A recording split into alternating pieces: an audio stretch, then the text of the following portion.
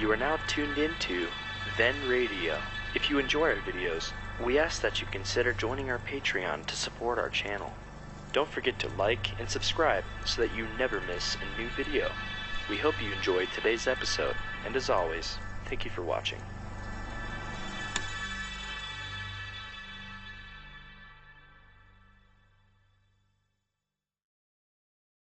Petri Wine brings you Basil Rathbone and Nigel Bruce in the new Adventures of Sherlock Holmes.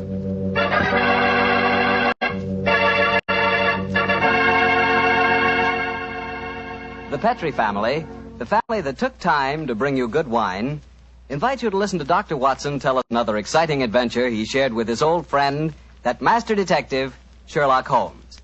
Oh, and say, I'd like to tell you about something myself. I'd like to tell you about the wine that more Americans prefer than any other wine. That wine is port.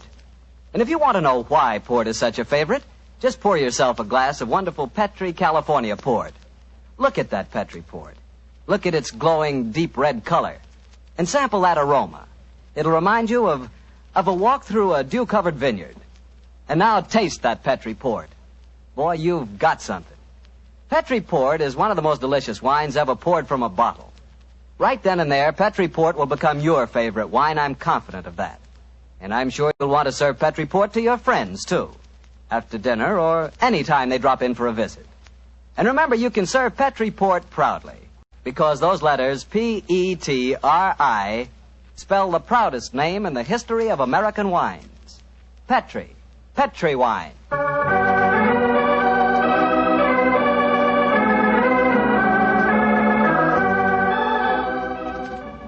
And now I'm sure our good friend Dr. Watson's ready for us. Let's go in and join him. Come in. Ah, there you are, Mr. Bartell. Good evening. Oh, excuse me, Dr. Watson. I didn't know that you had company. Shut the door, my boy, and come in and join us. Let me introduce you, Mr. Bartell. This is my friend, Mrs. Campbell. How do you do, Mrs. Campbell? How do you do, Mr. Bartell? Mrs. Campbell is a very old friend of mine from England, and when she called on me today, I persuaded her to stay and have dinner, and then join us in this little session of storytelling. You see, Mr. Bartell, she's really what you might call the star of the Sherlock Holmes adventure that I'm going to tell you tonight. Oh, come now, Dr. Watson. I actually played a very small part in the story. In any case, I was much too young at the time to know what was really going on. Say, this is a great idea, Doctor. One of the characters out of your fabulous past here in California in 1946 and helps tell her own story. Oh, no, Mr. Bartell. I'm no storyteller. That's the doctor's department. I'll just listen. No, my dear. I'll set the scene, but you must ring up the curtain, as it were. In any case, my memory isn't too clear on some of the early points in connection with the case. You will have to help me out. Oh, but you're talking to millions of listeners on the radio. I'd be terrified to speak over the air. We're on the air now, Mrs. Campbell. Oh, we're not, are we? Oh, dear. No. Don't worry, Cynthia. If they're kind enough to listen to me week after week, I'm sure they'll be delighted to hear you. And now, to get on with the story. The title, The Adventure of the Living Doll. The setting, the Sussex Downs, near the bee farm to which Sherlock Holmes retired. The period, 1910. And now, Cynthia, my dear, the curtain's going up, and the first scene belongs to you. Supposing you set it for us. Well, I'll try. We were living on the Sussex Downs also, Mr. Bartell, at that time. My name was then Cynthia Browning. My father, Arthur Browning, had been dead for some years, but my mother kept up the estate with a manager, a Hugh Tanner. I was away at school most of the year, of course, but the happiest times of my childhood were spent during those long summer months in Sussex. I lived in a small world, knowing only a few people and loving all of them, or almost all. First of all, there was Mother herself. She was the most beautiful woman in the world, and the sweetest. I remember she gave me a puppy on my 12th birthday. His name was Dusty, and he was so sweet. I talked to Mother about him one day. I must have sounded terribly young. Mommy, darling, I do love Dusty. Very, very much. He's a lovely puppy, and you gave him to me. You love him, Cynthia. I know that. But I've been feeding him. That's your job, darling. It's good for grown-up people to have responsibility. Oh, Mommy, I'll feed him. Of course I will. I'll feed him so full, he'll burst. Then there was the estate manager, Hugh Tanner, such a pleasant man, and so willing to tell a 12-year-old all the things that a 12-year-old has to know or die.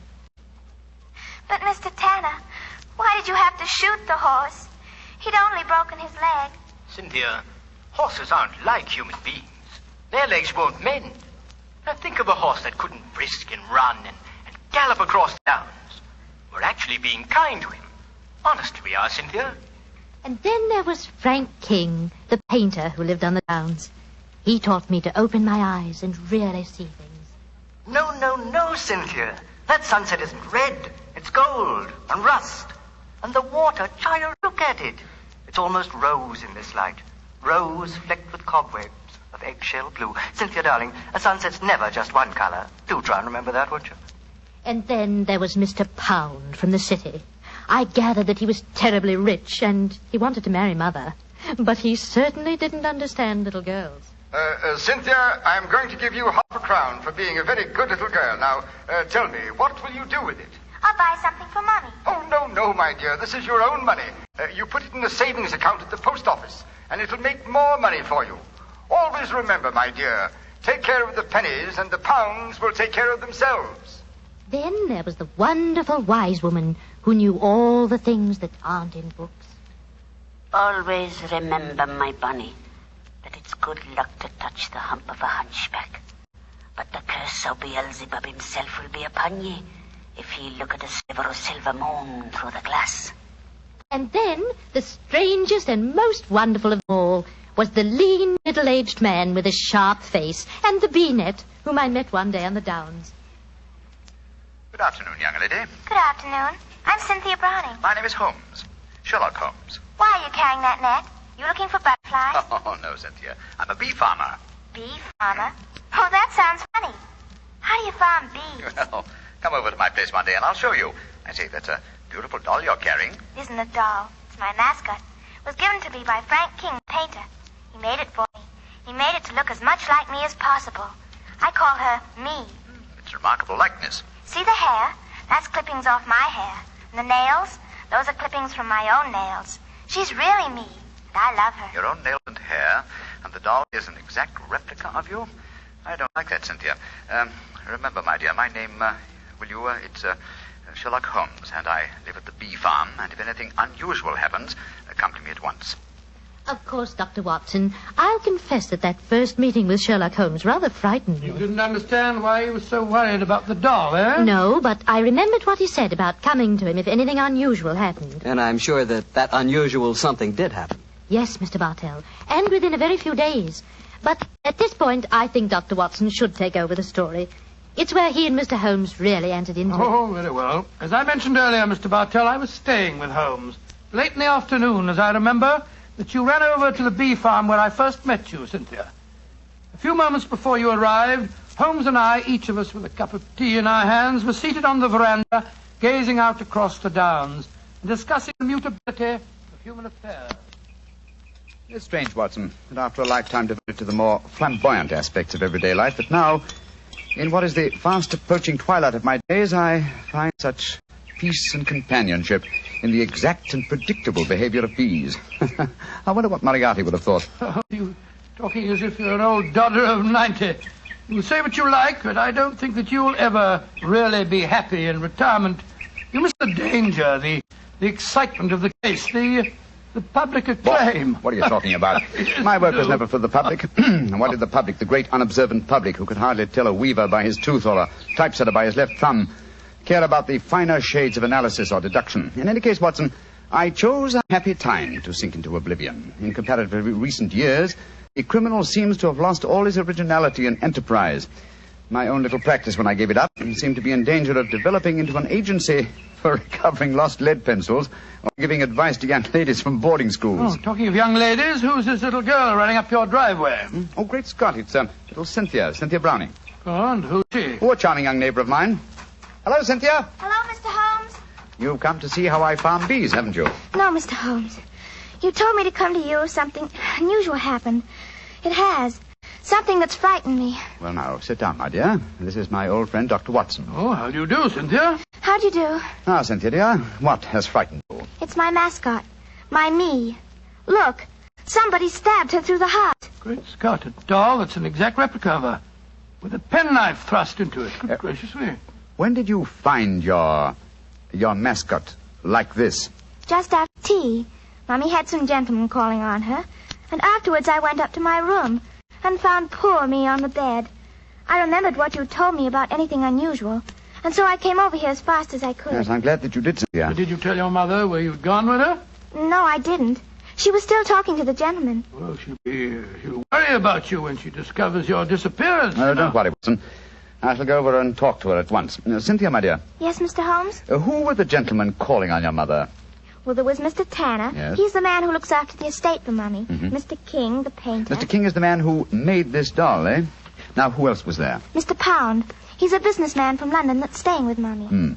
And they were all present in your house when you found the mascot lying on the bed. Yes, Mr. Holmes. Watson, old chap. Yes, sir? I'm going over to see Cynthia's mother at once. I want Cynthia to stay here with you. Guard her, old chap, as you would your life.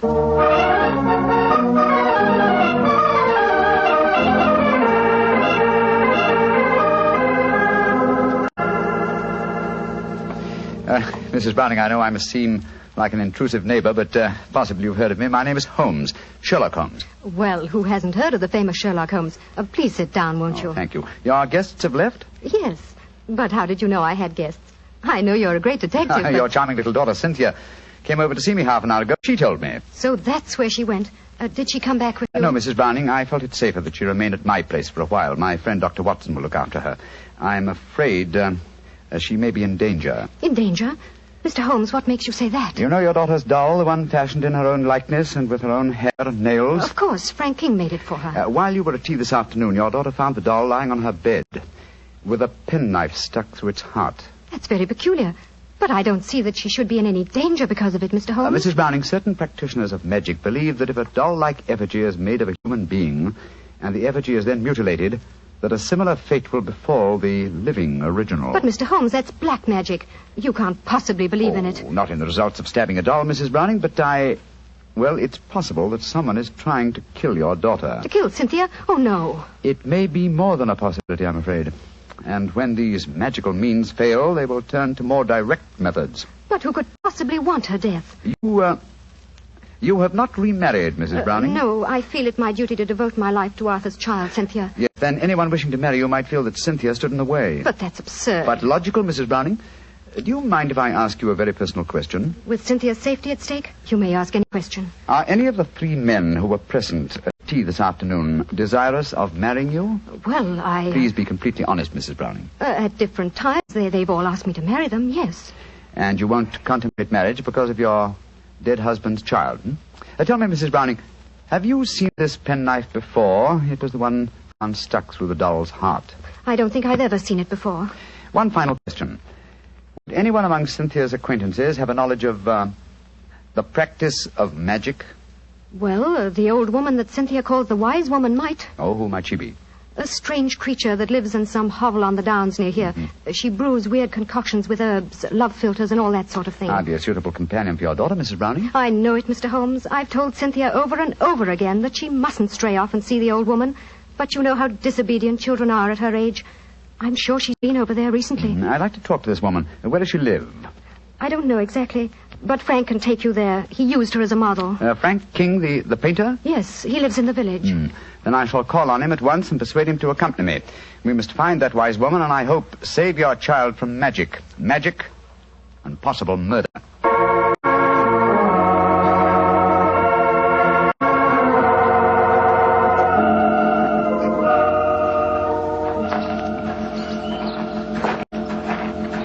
Much further, Mr. King? Only a few more yards, Mr. Holmes.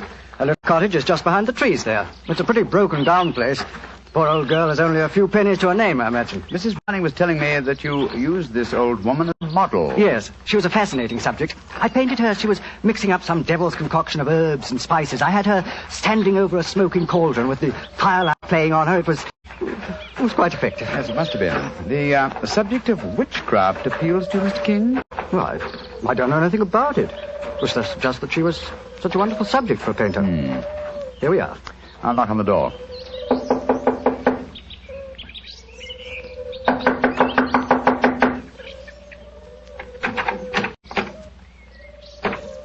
I think we'll take the liberty of going in, shall we? I don't know why not.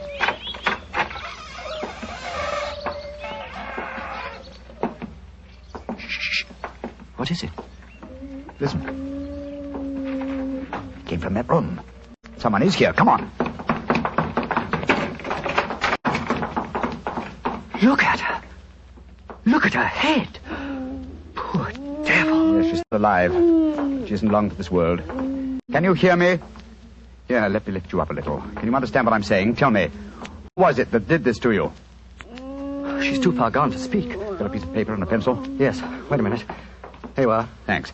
Now, can you write the name of the man who did this to you? She's pushing the pencil away. I don't suppose she knows how to write.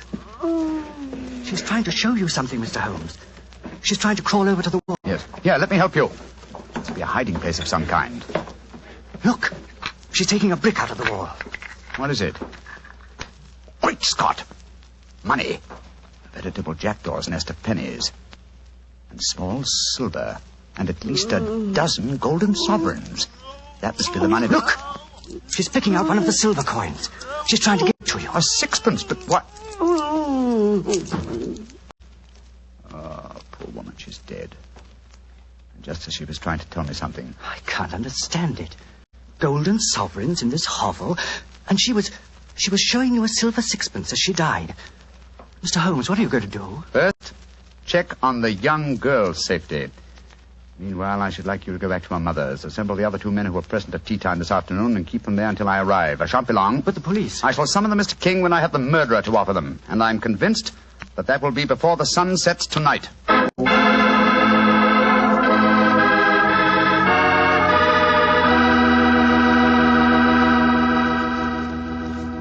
We'll hear the rest of Dr. Watson's story in just a second. Time enough for me to mention another wonderful Petri wine. Petri California Muscatel. If you like that subtle muscat flavor, and who doesn't, you really like Petri Muscatel. Petri Muscatel is a clear golden wine that is just as much a hit with the ladies as Petri Port is with the men. But I don't mean by that only the ladies like Petri Muscatel. In fact, if you want to be sure to please everybody, get both Petri Port and Petri Muscatel. In other words, don't buy one, buy two. But do be sure you always buy Petri. Now back to Dr. Watson and his guest tonight, Mrs. Campbell, who played a most important part in the story herself. Oh, not nearly as important a part as that played by Mr. Holmes and Dr. Watson. Well, Dr. Watson, what happened when Sherlock Holmes rejoined you at the bee farm? Well, first of all, he made sure that the little girl was safe. Then he told me of finding the dead woman and of his theories as to the killing. I can almost hear him now, Mr. Bartell, as he said... How it was, Watson. Someone wanted the little girl out of the way because they knew the mother would never marry while the child was alive. And that someone persuaded the old woman to do the job for him, I suppose. Undoubtedly. And she, believing in the powers of black magic, mutilated the doll, firmly convinced that in so doing she was destroying the young girl it was fashioned after. And then, I suppose, when the potential murderer discovered the woman was merely indulging in stupid folklore, he killed her, realizing she was only a hindrance to him, and with her knowledge of the plan, a dangerous hindrance. Exactly, my dear fellow. But how do you suppose we account for the hoard of money? Golden sovereigns, don't forget, that we found in the hovel. Well, no doubt it was a sum that she was already being paid for the murder that she was going to commit. As she died, she tried to give me the clue to her murderer by selecting certain coin. Now, in her possession, she had gold, silver, and copper. She chose a silver coin.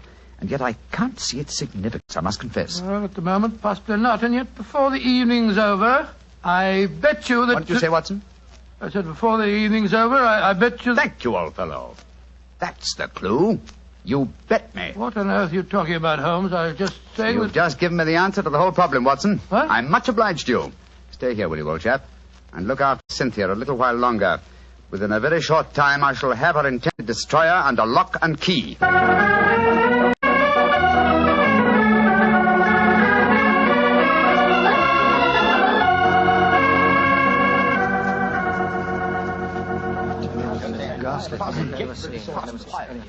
Mr. Holmes, I'm glad you've come. I've had the greatest difficulty in persuading these three gentlemen that their presence was necessary. Within a few minutes, Mrs. Browning, two of them will be entirely free to leave if they want to. Mr. Holmes, I think it'd be a good idea to tell everyone what happened.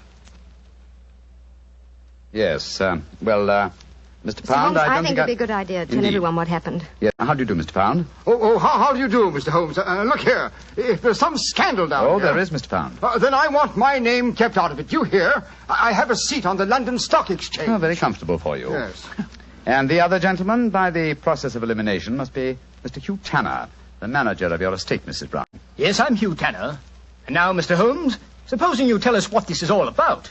I'm a straightforward man, and all this mystery is rather aggravating. Something has happened. Something that concerns us all. What is it? Murder. What? Murder? Good Lord, who's been murdered? An old woman who lived in the village. Your daughter, Mrs. Browning, referred to her as the wise woman. Mr. King and I found her tonight in a cottage on the Downs, beaten to death. Murdered. Well, that's shocking, but what's it got to do with us? I'll explain, Mr. Pound. Each one of you, I believe, would like to marry Mrs. Browning. Her daughter, Cynthia, is an obstacle to such a marriage.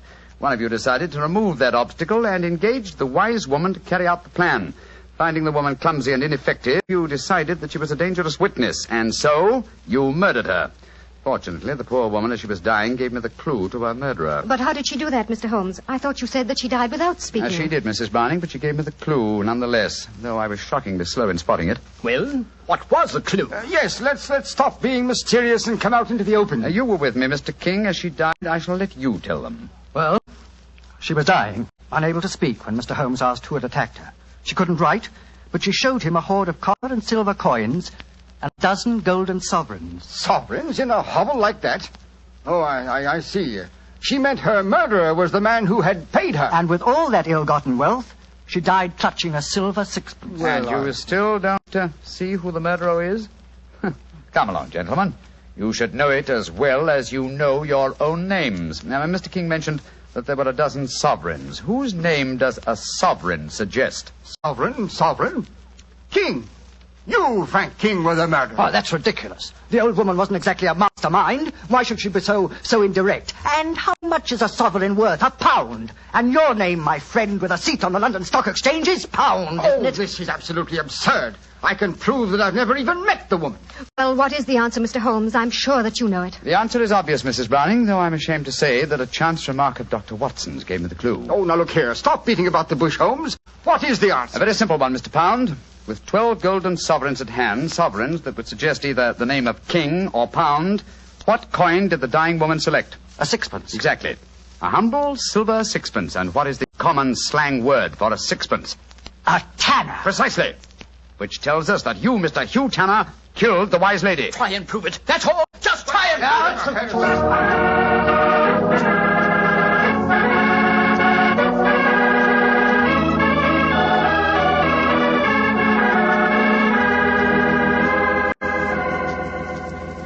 Holmes, what happened? I found the murderer, old chap, thanks to you. What do you mean, thanks to me? Well, I was thinking of a sixpence, the coin the dead woman clutched in her hand, as a sixpence.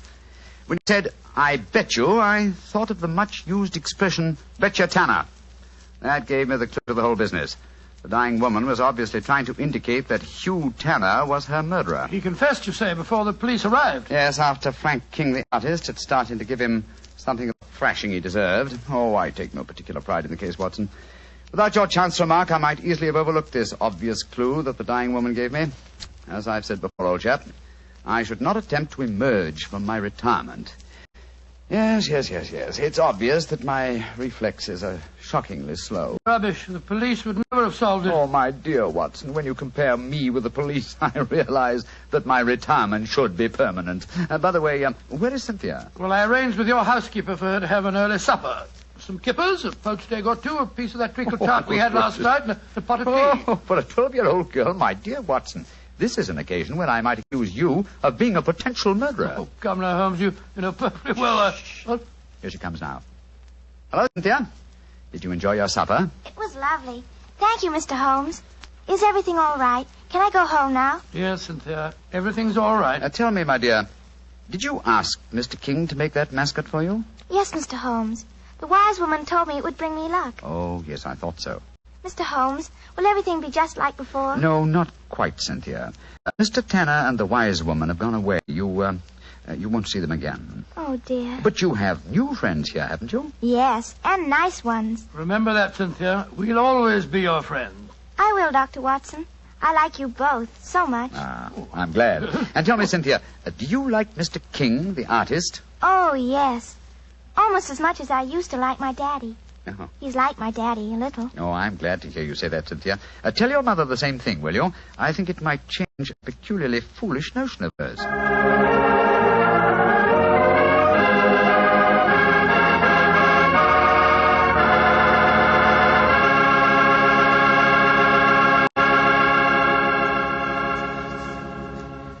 Well, Dr. Watson and Mrs. Campbell, that was a really different kind of story. I'm sure glad you were here tonight, Mrs. Campbell.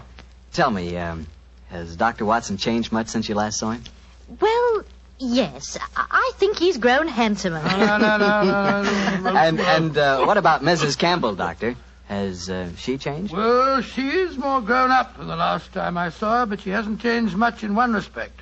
What's that, Doctor? Your appetite, my dear. Oh. I remember how Holmes was amazed at the amount you ate when you were a child, but you certainly ate just as hearty a dinner this evening. Well, that was your fault, Doctor. Your dinner was too good. Oh, Cynthia, don't talk about the wine. Well, why shouldn't I talk about the wine? It was wonderful. Sure it was. It was Petri wine, that's why. You see? Now you got him started. And Mrs. Campbell, Petri wine is always good wine. That's because the Petri family has been making wine for generations. Ever since long ago when they started the Petri business, winemaking has been an art with the Petri family. It's a tradition, a heritage that they've handed on down from father to son, from father to son. Believe me, when it comes to turning luscious, sun-ripened California grapes into fragrant, delicious wine, well, you can bet your last dollar that the Petri family really knows how. No matter what type wine you prefer, for any occasion, you just can't miss with a Petri wine, because Petri took time to bring you good wine. Well, Dr. Watson, what new Sherlock Holmes adventure are you planning to tell us next week? Well, as next week as St. Patrick's Day is about 6 days away, Mr. Bartell, I thought next week that I'd tell you a rather unusual story that took place in Ireland at the turn of the century. It concerns the famous ceremony of kissing Blarney Stone, St. Patrick's Night Revel, and an old Irish ballad that led directly to one of the most devilish murders that Sherlock Holmes and I ever encountered.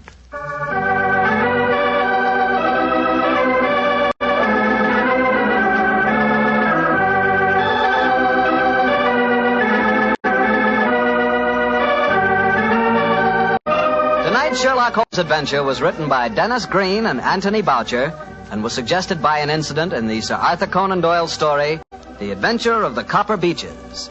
Music is by Dean Fossler. Mr. Rathbone appears through the courtesy of Metro-Goldwyn-Mayer, Mr. Bruce through the courtesy of Universal Pictures, where they are now starring in the Sherlock Holmes series. You can read about the stars of our broadcast in the April issue of Everybody's Digest. The Petri Wine Company of San Francisco, California, invites you to tune in again next week, same time, same station. Sherlock Holmes comes to you from our Hollywood studios.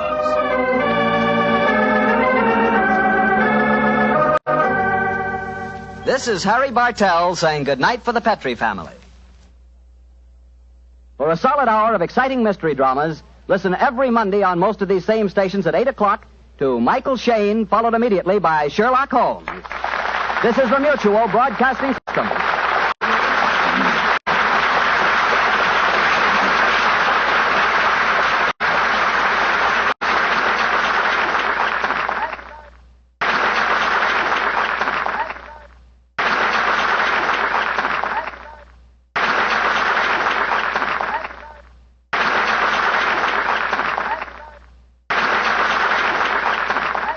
Petri Wine brings you Basil Rathbone and Nigel Bruce in the new Adventures of Sherlock Holmes.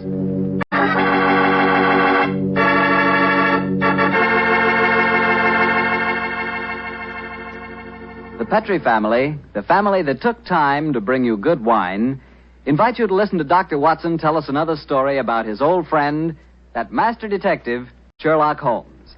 And incidentally, I'd like to tell you about a swell American custom. The custom of serving sherry wine just before dinner. Petri California sherry. You know, especially when you have guests, while you're waiting for that call to the dinner table, there's nothing better than a good glass of that good Petri sherry. You don't need fancy glasses for Petri sherry. No, sir. That wine tastes good out of any glass.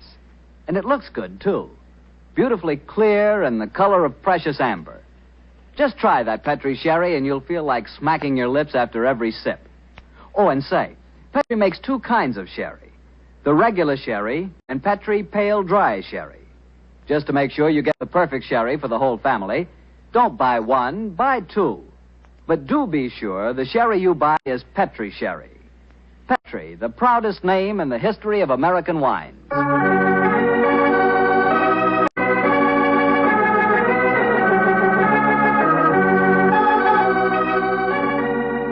Now I'm sure our good friend Dr. Watson's ready for us. Let's go in and join him. Oh, there you are, Mr. Bartell. Good evening, Doctor. Say, where are the puppies this evening? Mr. Bartell, don't you think it's about time you began to refer to them as the dogs? They're almost a year old, you know. I stand corrected. Where are the dogs this evening? Well, they had another furious battle with a dead seal on the beach today. My housekeeper, Mrs. West, is giving them a much-needed bath. They certainly have an aversion to seals, don't they? Well, Doctor, are you all ready with tonight's new Sherlock Holmes adventure? Yes, my boy, and as yesterday was St. Patrick's Day, I decided to tell you a story that took place in Ireland a few years before the turn of the century. I imagine that you've heard of kissing the Blarney Stone, haven't you? Oh, yes, Doctor, though I've never understood exactly what it meant. Well, let me explain it to you, because the ceremony plays a very important part in the story tonight. Blarney Castle is an imposing 15th century ruin a few miles outside the town of Cork. The castle is many stories high, and in the foremost tower, the famous Blarney Stone is situated. What's supposed to be the point in kissing it, Doctor? The stone is considered a powerful talisman, and the legend runs that whoever kisses it is endowed with eloquence for life. Say, Doctor, if I ever get over to Ireland, I'll certainly kiss that stone. But you're such a storyteller yourself, Doctor. I bet you've kissed it, huh? No, Mr. Bartell. I'm afraid I never had quite enough courage. Courage? Ooh, why does it need courage, Doctor? Well, because the Blarney Stone is set in a most inaccessible position on the outside wall. To kiss it, it is customary to lower the candidate for eloquence over the rampart, head foremost, with a friend hanging on to his heels. From the top of a castle? It does sound dangerous, Doctor. Oh, it was, my boy, so much so that in recent years a great row of iron spikes was put round the parapet to prevent an accident. Though, of course, at the time tonight's story took place, there was no such guard. And I have a feeling that an accident did take place, Doctor? No, Mr. Bartell, let me tell you the story from the beginning. Sherlock Holmes and I were staying in the city of Cork, where the great man had just solved the singular affair which the local press had referred to as the Leprechaun murders. A few days before our departure for England, we paid a visit to Blarney Castle. I must confess that I had a certain desire to test the miraculous powers attributed to the Blarney Stone. I very soon changed my mind, however, as Holmes and I stood there, high on the turrets of Blarney Castle, and watched a terrified initiate being hauled up by his ankles and yelling at the top of his voice. Pull me up! Pull me up quickly! I think I'm going to faint! Great Scott, I had no idea that kissing the Blarney Stone was such a hazardous proceeding, huh? Yes.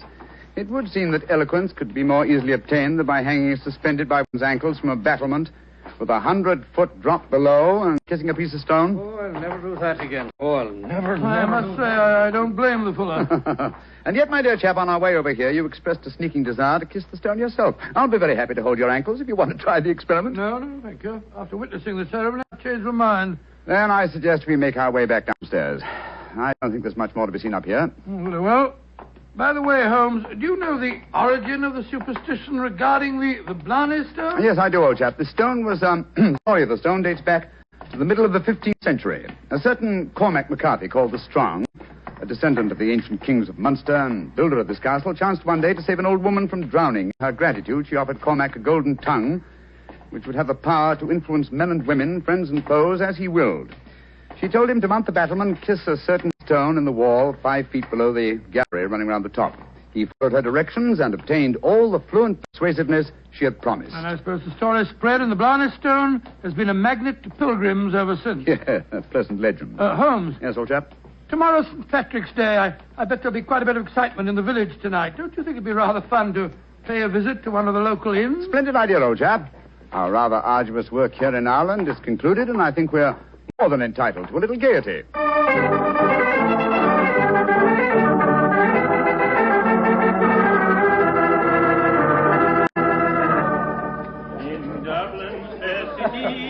girl so pretty. 'Twas there that I first met sweet Molly Malone.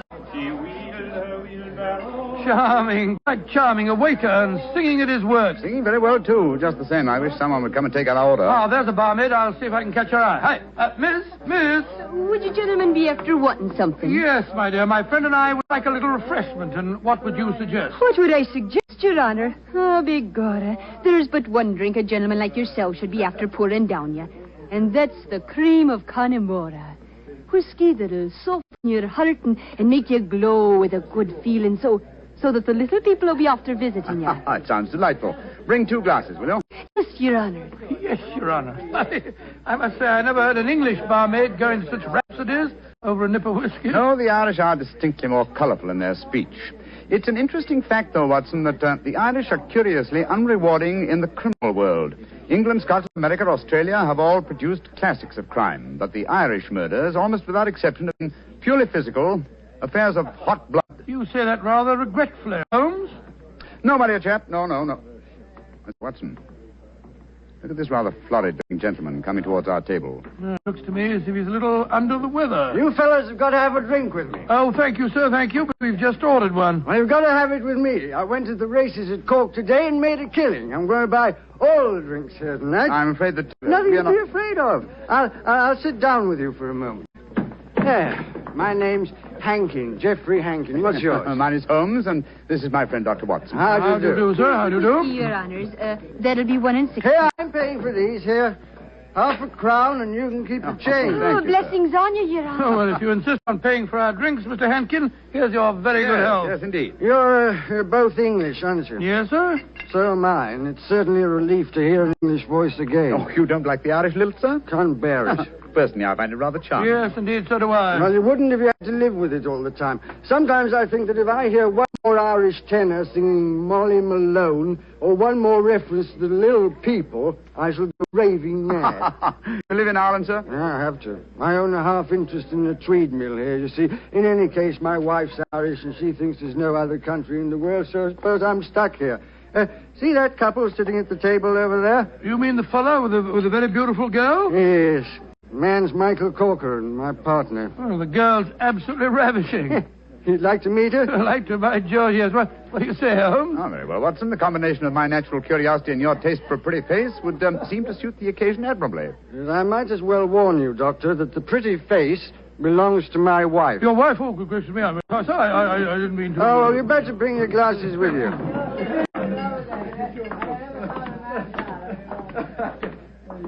Molly, my dear, I want you to meet 2 English friends of mine, Mr. Holmes and Dr. Watson. How do you do? How do you do, Mr. Holmes, Dr. Watson? Won't you sit down and join us? And this is my partner, Michael Corcoran. How do you do, Mr. Corcoran? How do you do, sir? I'm glad to meet you. Please be seated, gentlemen.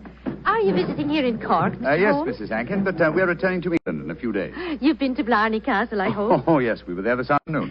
And did either of you have the courage to kiss the Blarney Stone? No, we didn't. I'm afraid it's an athletic feat that's beyond me. It's a lot of rubbish, that's what it is. Kissing a slab of stone. Have you the courage to do it, Geoffrey? Well, of course I have, but I don't want to make a fool of myself.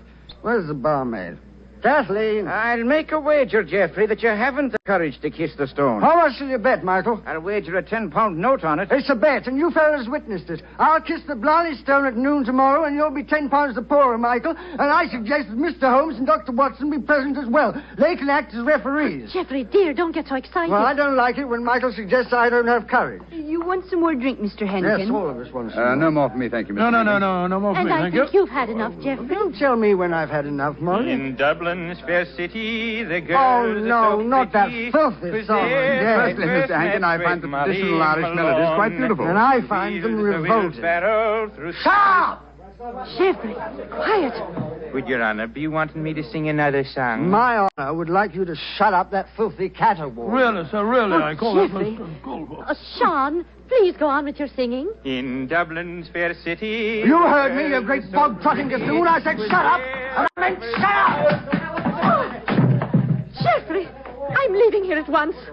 Michael, please to take me home. It'll be my pleasure, Molly. You're an ugly man, Mr. Henkin. Knocking down poor Sean when he was singing just like a bird. Oh, the devil with him, and all of you. No Irishman will be after forgiving you for this night's work. No, not the little people of old Ireland either. You've made more enemies, Mr. Hankin, than you'll ever see. But you'll be knowing they're there. Fiddlesticks, you can't frighten me with your stupid Irish superstition. Well, bless my soul, that was a charming little party, I must say. Englishmen like Hankin are a disgrace to their country. Fortunately, they're not representative, though. Yes, I must say, I hate to have a curse put on me like that barmaid laid on him. Watson. Yes? Did you see the glances which Mr. Hankin's partner and his wife exchanged as the brawl started? There was more menace to him in those glances than in all the threats of all the little people in Ireland. Yeah. I thought that there was something between them. I say, Holmes, that bet about Hankin kissing the Blarney Stone at noon tomorrow, do you suppose... I suppose nothing, old fellow. But there are forces at work here that I don't like. I think, Watson, that you and I will be at the Blarney Stone at noon tomorrow. It's possible that the bet made tonight is all part of a definite plan, and I have a feeling that the bet is still on.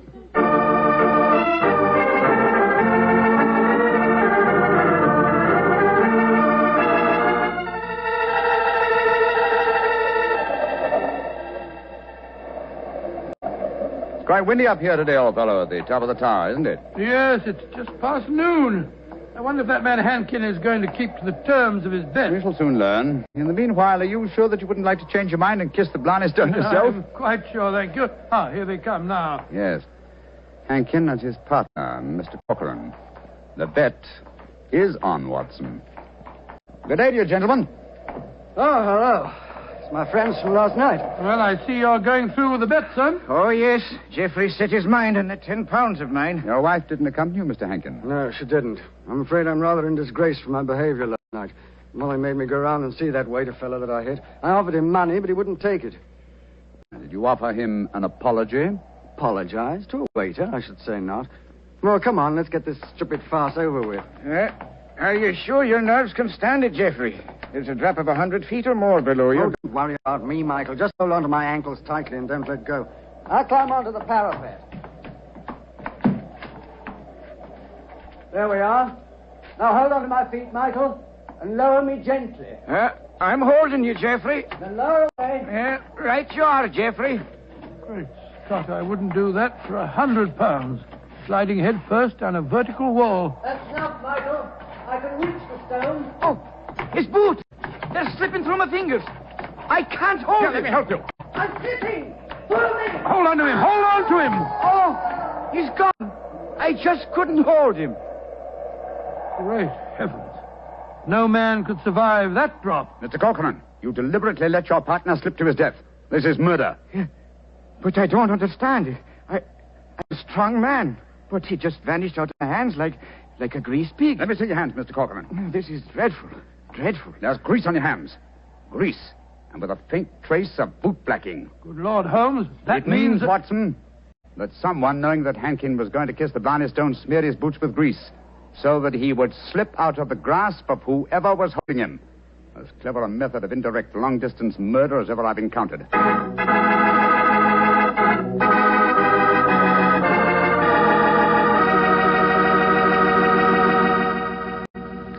You'll hear the remainder of Dr. Watson's story in just a second, so I'm going to remind you that Petri California Sherry is not only wonderful before dinner, but it's good almost any time.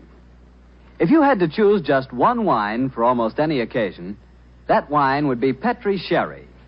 Petri Sherry is a perfect wine to serve in the afternoon or in the evening. It's good before dinner, yes, but it's swell after dinner, too. In fact, with a bottle of Petri Sherry on your shelf, you've got practically a small-sized wine cellar. So get a bottle of Petri Sherry soon. And remember, you can't miss with any wine that has the letters Petri on the label, because all Petri wine is good wine. Well, Dr. Watson, this is quite a story you're telling us tonight. What happened next? I suppose you went down into the castle grounds and looked for the dead man's body? Well, we tried to, Mr. Bartell, but the authorities were curiously uncooperative. They refused to let us search, insisting that the police be called first. And so, Mr. Bartell, half an hour after the tragedy, Holmes and I found ourselves standing in a tiny police station as we told the story to the local sergeant. Sure the saints be praised, Mr. Holmes. 'Tis a terrible story you've told me. Tomorrow I'll be after arresting Sean O'Flaherty. Sean O'Flaherty? He's the waiter at the inn, the one who sings. That he is, and he sings like a breath of spring.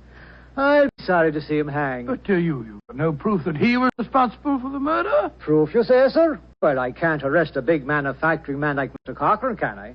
Or a fine lady like Mrs. Hankin. But you can't arrest a man without any evidence of guilt. Oh, I can't I? Then supposing I tell you that Sean O'Flaherty cleans the boots at the hotel where Mr. Hankin was staying. He does, eh? Then he had the perfect opportunity for the greasing of Hankin's boots this morning. And we know he had a motive for harming him. You're right, sir. And from what I have heard of the dead man's behavior last night, half a dozen people could have heard him make the bet that he'd kiss the Blarney Stone today. Sean O'Flaherty's our man. I'll have to arrest him tomorrow. Tomorrow? But good heavens, man, aren't you going to do something today? A murderer's at large. Today is blessed St. Patrick's Day. Oh, should let the poor fellow have the day in peace. Oh, he won't run away. But my dear son... will you come back with me to the castle and search for the body? They refuse to let me do it alone. On St. Patrick's Day? That I will not. We would need a crew of helpers, and where will I be after getting them on blessed St. Patrick's Day? No, we'll do that tomorrow, too. No, today's a day for celebrating. Oh, your methods astound me, Sergeant. Do they now, sir? Don't be after fretting about me. Just enjoy yourself today. Tomorrow we'll see what can be done about it. Well, good day to you, gentlemen. Oh, bless my soul. I've never seen such a happy-go-lucky policeman in my life. It's infuriating. If only I were allowed to examine Hankin's body, I could get to the bottom of this. Well, what are you going to do now, Holmes? The police won't help us. Then we must take the law into our own hands. I think we'll start off by going to the hotel and seeing what we can find out from Sean O'Flaherty.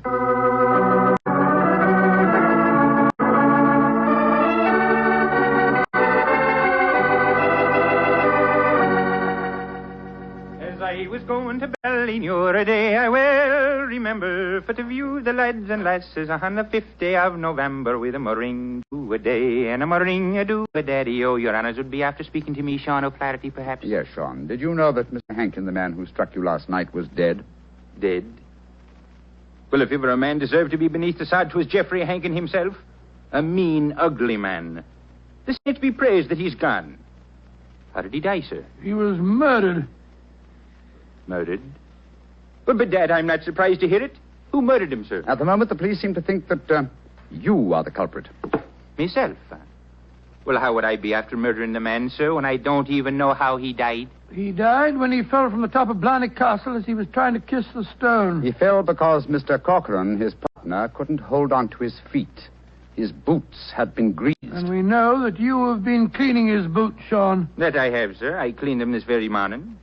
But I put no grease on them, if that's what you'd be after suggesting. I'm suggesting nothing. I'm trying to establish a few facts. Do you know Kathleen, the barmaid? Oh, and why shouldn't I know her, sir? She's to be me wife before the winter sets in. She pronounced a curse on the dead man last night, just after he had knocked you down. It's possible that she may... Here she comes, huh? Sean, my darling, what are the fine gentlemen doing here? Oh, Kathleen. They've come to ask me questions about the death of Mr. Hankin. He fell off Blarney Castle today and got himself murdered, they say. The saints be praised. But what has that to do with you, my darling? Well, the gentlemen tell me that the village police think that I might have greased his boots so that he slipped to his death. The village police is as stupid as my father's big sow. If Mr. Hankin fell to his death today because his boots were greased, I can tell you who did it. Indeed, who? The little people. I warned Mr. Hankin last night that the little people would be after him. He insulted the Irish. Oh, come, my dear. You don't seriously expect us to believe in the little people? And why not, Your Honor? We have them here. Oh, there are those that say the fairies all be dead, but I know different. I've seen them. When I was a slip of a girl, close to where I live, there was a rat. That's a fort, you know. And the rat was a fairy's fort. We never dared touch it with a spade or cut down a tree growing on it or carry away a stone.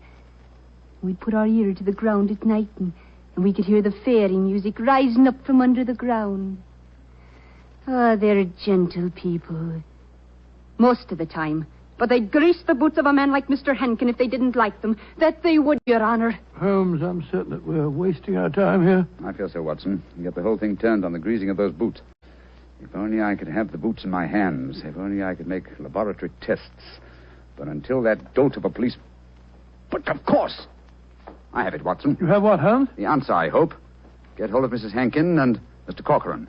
Have them meet me in the Blarney Stone Tower in half an hour. And you, where are you going? To the police station to try and convince the sergeant that even though St. Patrick's Day, it's his duty to help me trap a murderer.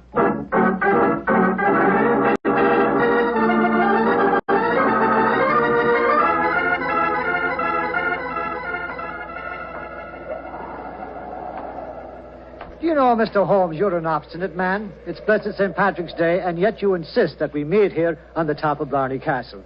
What do you think you can prove? Who murdered Geoffrey Hankin? Yes, but why do Molly and I have to be here? Yes, Mr. Holmes. And poor Geoffrey's body still lying somewhere below us. Mrs. Hankin and Mr. Corcoran, I asked Dr. Watson to bring you here for a good reason, I assure you. You ready, Watson? Quite ready, Holmes. Good. Sergeant. Yes, sir. You asked me why I've assembled the three of you here. I'm going to reconstruct the crime. I shall play the part of the victim. My friend Dr. Watson will represent you, Mr. Corcoran.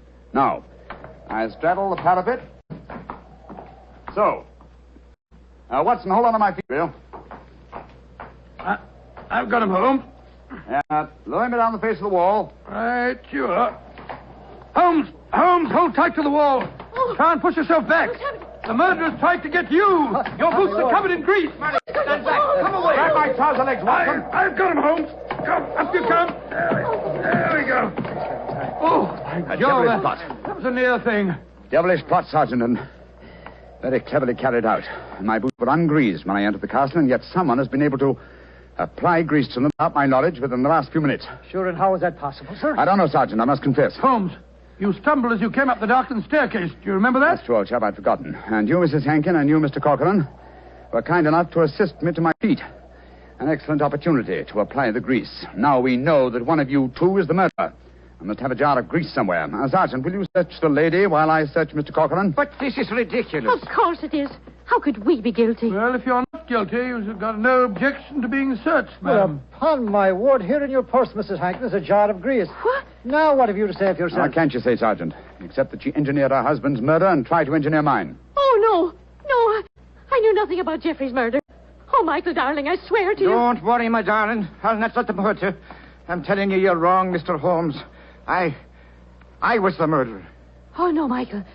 You mustn't sacrifice yourself for me. I think this little play acting has gone far enough. Mr. Corcoran, you have just offered us what you think we will accept as a false confession. But I've established the one thing I wish to know, that you love your late partner's wife and she you. I'm proud to admit that, Mr. Holmes. And now that she's a widow, I can say it in the open. But what are you implying? That you murdered your partner. But the grease on your own boot, sir. I just found a jar of it in Mrs. Hankin's handbag. Oh, that, my dear Sergeant, was all part of my little plan. As to the grease on my boots, I confess I placed it there myself. Just as I planted the jar of grease in your bag, Mrs. But why, Holmes?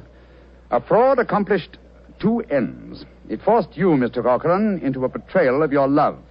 But what was more important, it proved from what Dr. Watson's natural reactions were that a man holding the greased boots could not fail to realize that fact at once. You brazenly committed murder before our very eyes, Mr. Corcoran, hoping to appear as an innocent victim of another's plot.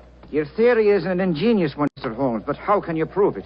I can claim that my hands are unusually insensitive, not the delicate fingers of a doctor like your friend. Yes, he's right, sir. How can you prove it? When, with your kind cooperation, Sergeant, we find the body of Mr. Hankin and examine it, I shall study his boots. If the grease was applied at the hotel, as it would have been if Sean O'Flaherty had done it, the boots will reveal dust from the walk here. If there is no dust, the grease must have been applied as you grasped your partner's boots with grease-smeared hands, Mr. Corcoran. You should know best what my test will reveal. Grab him, Sergeant. Grab him. He's heading for that parapet. Oh, Michael, don't! Please don't! Goodbye, Molly, me darling. No! Great Scotty. He jumped off the parapet. Now, Mr. Holmes, you can see that I was right, sir. Wasn't I? What do you mean, Sergeant? In waiting until tomorrow to get the search party. Now we can be after finding both bodies at the one time.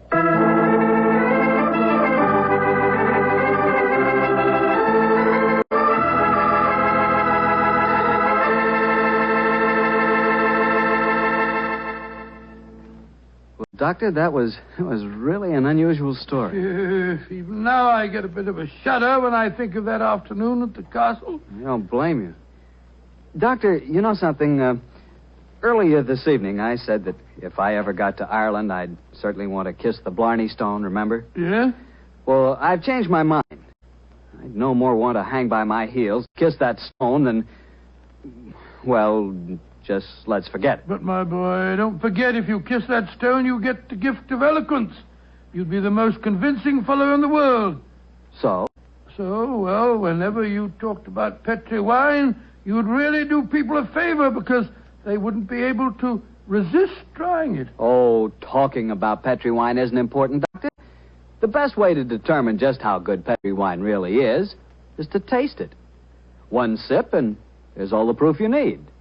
That's because the Petri family has developed the art of winemaking to a truly fine point. They've been making wine for generations. And all the things the Petri family knows about turning luscious, sun-ripened grapes into fragrant, delicious wine have been handed on down in the family from father to son, from father to son. That's why whenever you want a swell wine, for any occasion, you can't go wrong with a Petri wine, because Petri took time to bring you good wine. Well, Dr. Watson, what new Sherlock Holmes story are you planning to tell us next week? Well, now, let me see. Next week, Mr. Bartell, I'm going to tell you a story in which that arch-criminal Professor Moriarty played a most important part.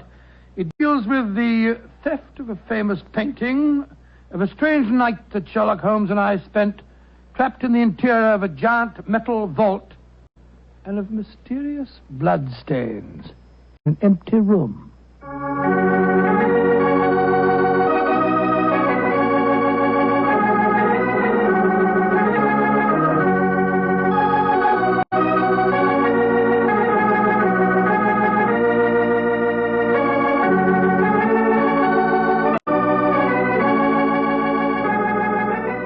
Tonight's Sherlock Holmes adventure was written by Dennis Green and Anthony Boucher and was suggested by an incident in this Arthur Conan Doyle story, A Case of Identity. Music is by Dean Fossler. Mr. Rathbone appears through the courtesy of Metro-Goldwyn-Mayer, and Mr. Bruce through the courtesy of Universal Pictures, where they are now starring in the Sherlock Holmes series.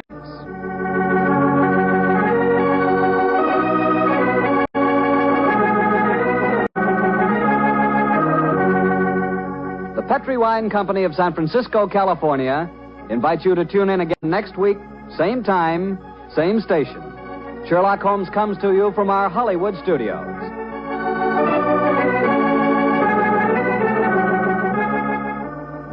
This is Harry Bartell saying goodnight for the Petri family. For a solid hour of exciting mystery dramas, listen every Monday on most of these same stations at 8 o'clock to Bulldog Drummond, followed immediately by Sherlock Holmes. This is the Mutual Broadcasting System. This is the Mutual Broadcasting System. This is the Mutual Broadcasting System. This is the Mutual Broadcasting System. This is the Mutual Broadcasting System. This is the Mutual Broadcasting System.